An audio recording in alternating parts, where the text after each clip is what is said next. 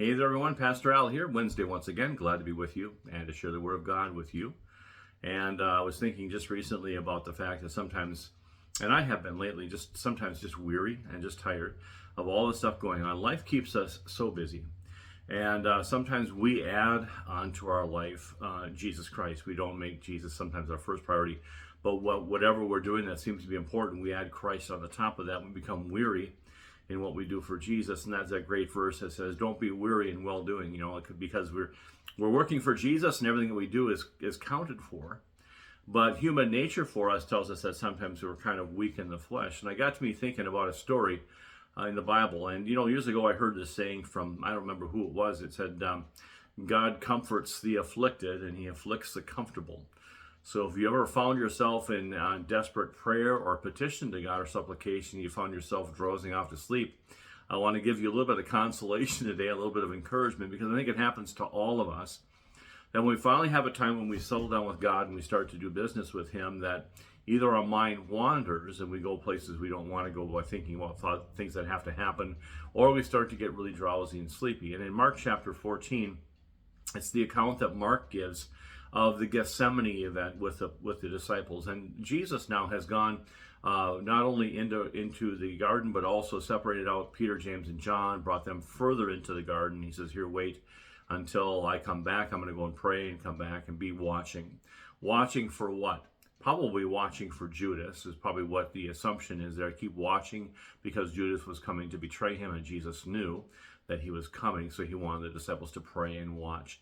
And not to enter into temptation of denying and betraying and falling short of God's plan for them. But clearly he went into the woods and into the garden, and he began to pray, and he came back, found them sleeping. And he talks about the fact that you couldn't be with me 1 hour without falling asleep. And he makes his first comment in verse 38. He says, "The spirit is willing, but indeed the flesh is weak."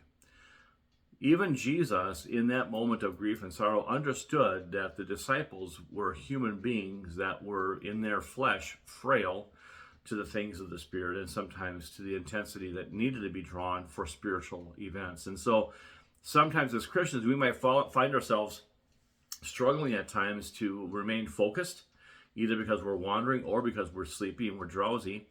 And if you've ever fallen asleep while you've been praying, you're in good company, because I think it happens to most of us, if not all of us, at one time or another. Our best intentions is to spend time with God, but then our flesh that is weak to spend time in sincerity and focus, and we end up falling short. And we might condemn ourselves with that. We might say that we were not a really good disciple of Jesus because we allowed that to happen, and it's just not the case.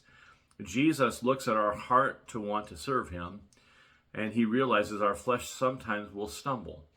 And He said that to the disciples, "I know that your spirit is willing. You have a spirit that's willing to watch and to be steadfast. It's willing to set yourself aside. But I know the flesh sometimes is weak. That it's not about your can do, it's about your want to. It's about your can do. And sometimes our want to do something is greater than our can to do something. What we end up fulfilling. But I want to tell you today that if you find yourself weary, the best thing to do is just to admit that to God and say, "Lord, I'm sorry, my flesh is weak. My heart's intention is to worship you and to praise you." And here's the encouragement I want to give you. If you find yourself in a position where that happens sometimes, change your agenda some. And don't put Jesus in the same place all the time in your day. Put Him in a different place. Put Him in a different spot of your day. Mix things up a little bit and make it fresh with Him. God isn't on a schedule with you, and you don't have an appointment time with Him. He is ready and available whenever you come to Him. So make your best attempt to be focused and to be right with Jesus and ready to meet with Him and to talk to Him and Him to you. And don't let the flesh get in the way. I understand the flesh is weak. Jesus understands it. And He'll help you through it if you ask Him. Hopefully you find that a great encouragement today, and as always, have a great day in Jesus.